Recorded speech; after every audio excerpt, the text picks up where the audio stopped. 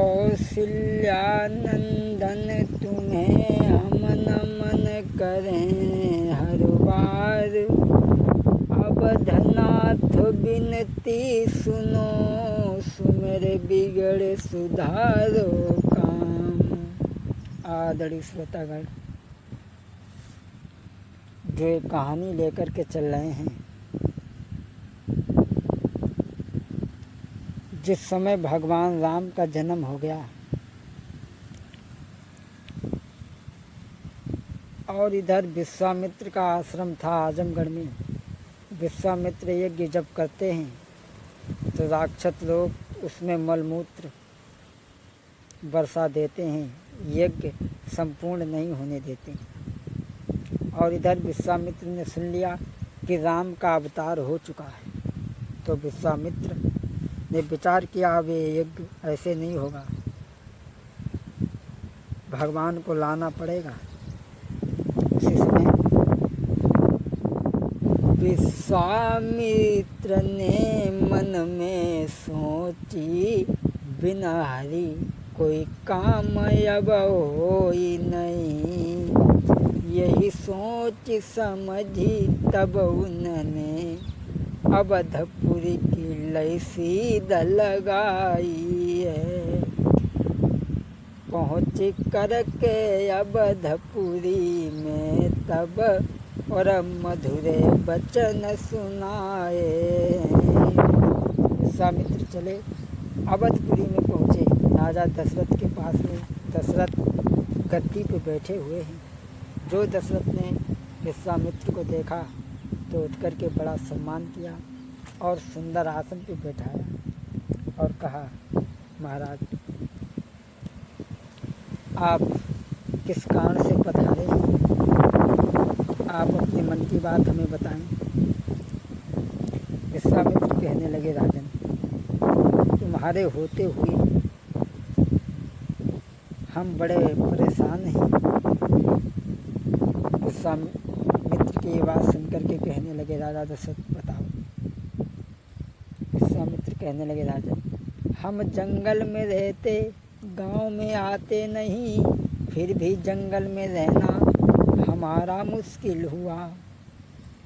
राक्षस लोग हमें परेशान करते हैं।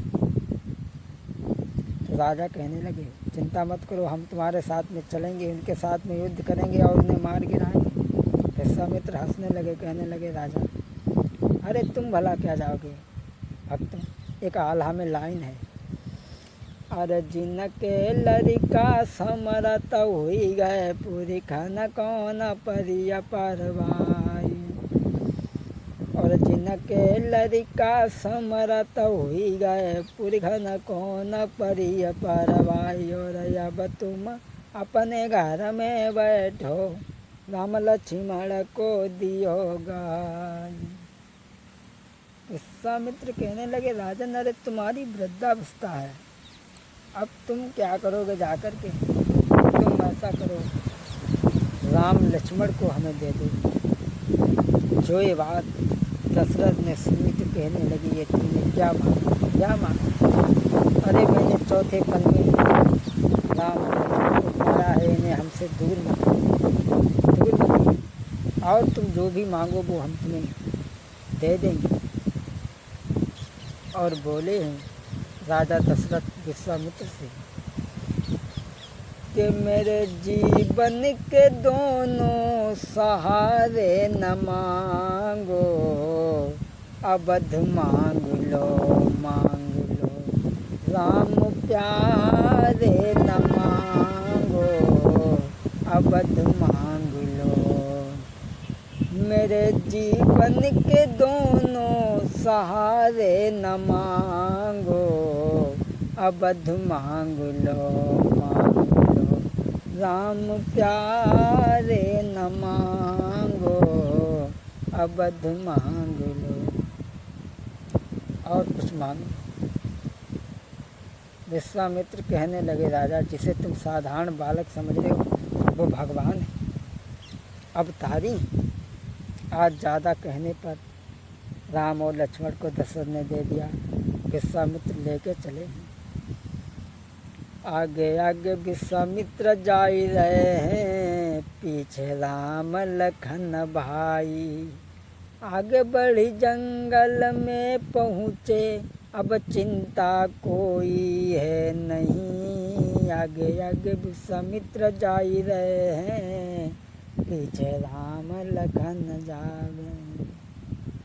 लेकर के चले जहाँ यज्ञ होता था, वहाँ जाकर के भगवान श्री राम ने यज्ञ की रक्षा की। मामा मारीच यज्ञ में आया, उसे भगवान ने बाण मारा, 100 योजन दूर पहुँचा दिया। यज्ञ की इस तरीक़ा से भगवान ने रक्षा की। यज्ञ संपन्न हुआ और आश्रम पर रहने लगे।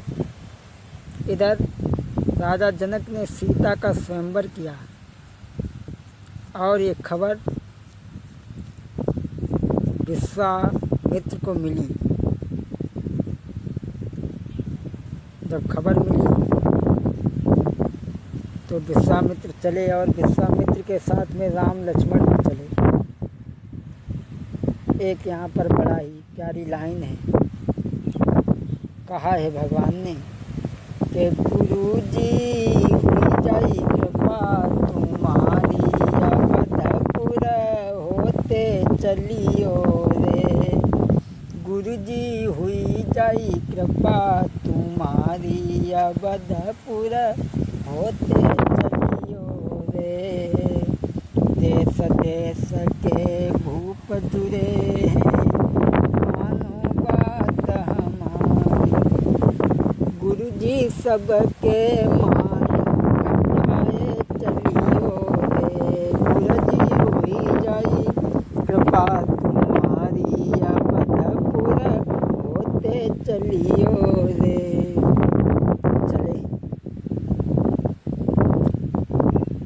आगे बढ़े हैं तो एक निर्जन वन में पहुँचे, जिसमें पशु पक्षी भी नज़र नहीं आ रहे हैं।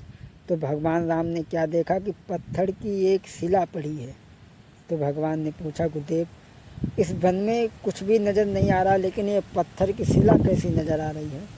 तो विश्वामित्र ने समझाया, बेटा ये गौतम ऋषि की पत्नी अहिल्या है, जो इंद्र ने एक बार इनके साथ में छल किया और गौतम ऋषि ने श्राप दे दिया, इसलिए पत्थर हो गई।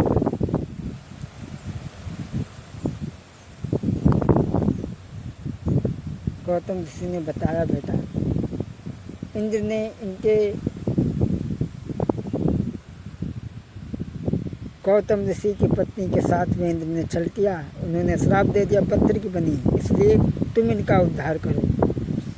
और उसी समय भगवान ने गुरु की आज्ञा को पाने के बाद में, अरे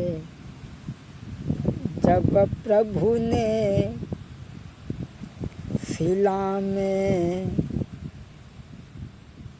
अंगूठा लगाओ है, तब सुंदर नारी भई है वो। जब प्रभु ने शिला में अंगूठा लगाओ, तब सुंदर नारी बनी गई है। सुंदर स्त्री बन गई जब भगवान ने पैर का अंगूठा लगाया। हरि चरणन लागी, जय जय हरि चरणन लागी, बड़ी है भागिनी लगी चरण रघुराई। हरि चरण। आज भगवान ने अहिल्या का उद्धार किया।